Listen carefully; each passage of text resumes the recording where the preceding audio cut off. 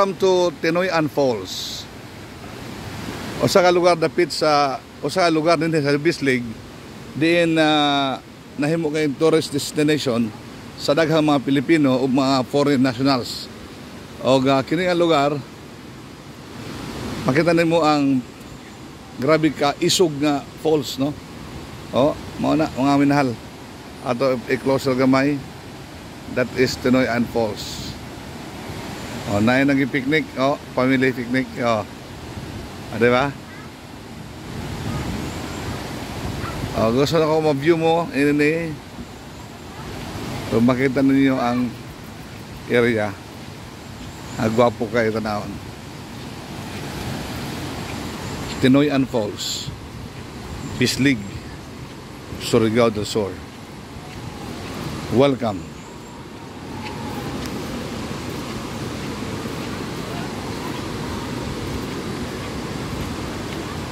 Wow, beautiful place.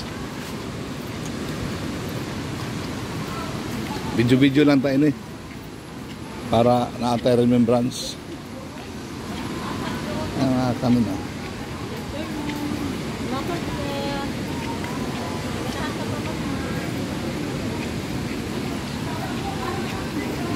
Wala po sa din luwag rin. Refreshing kayo.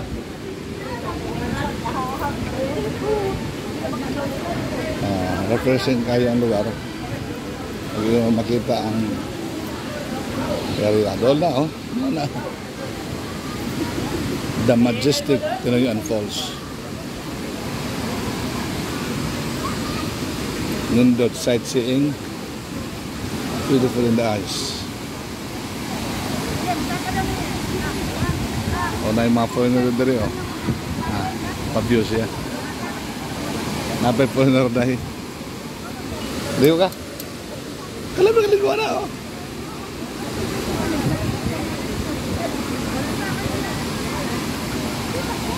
Madol to sa falls mga kaigsunan. This is one of the most beautiful places of Surigao del Sur. The majestic falls of Tinoyan is here. Ang background ni Maigsoon, kini nga lugar, muna istorya ini nga, kini nga lugar din gisulong kini ko sa tribo o sa laing tribo. Nya kini tribo na buyo din dunay kung wala ko masab dunay prinsesa. Kung wala ko, if my memory serves me better, naay prinsesa kanhi nga ang iyang kinabuhi iyang gibuhis. Nagtuyo siya papakamatay to save the tribe and to save the place.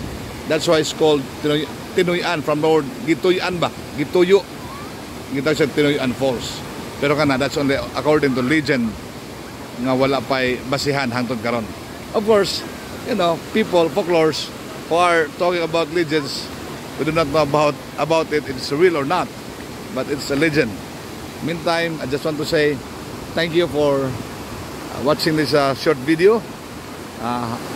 Hasta la vista. Bye-bye.